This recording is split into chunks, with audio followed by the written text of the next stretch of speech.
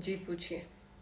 آج کا پہلا سوال میں آپ سے یہ پوچھنا چاہوں گی کہ کیا آپ کو لگتا ہے کہ پاکستان کے اندر جو ینگ جنریشن ہے ان کی ڈریسنگ، ان کا سٹائل، کیا یہ کسی بھی اینگل سے اسلام لگتا ہے کہ مطلب ان کو اللہ یاد ہے، کسی اینگل سے یہ اسلام کی تصویر کشی کرتے ہیں یا نہیں؟ دراصل ہوتا اس طرح ہے کہ پاکستان کے لوگ جو ہیں وہ دماغی طور پر بہت غریب ہیں.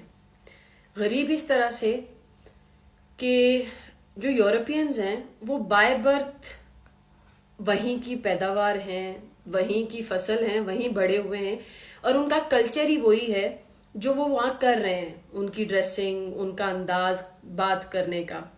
پاکستان کا ہر شخص اردو بولنے میں اپنے آپ کو کمزور محسوس کرتا ہے.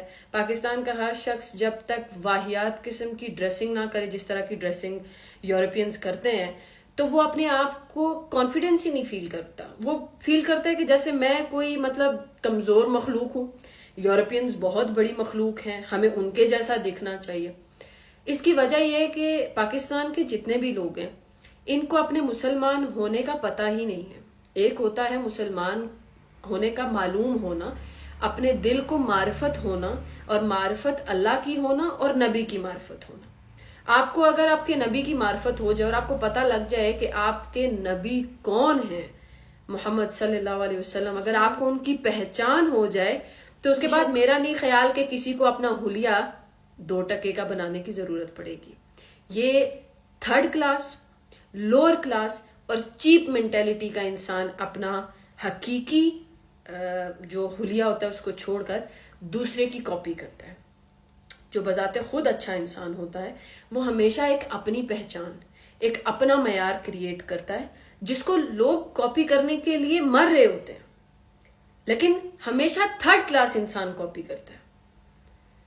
ورنہ ہر انسان کی ایک اوقات ہے، ایک ویلیو، اور اسپیشلی مسلمان کا تو معیار ہی زمین پہ کسی سے نہیں ملتا.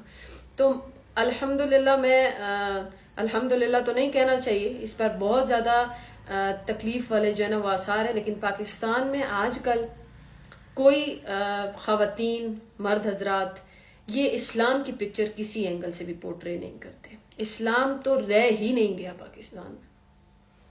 یہ حالات ہیں آج کل پاکستان کے.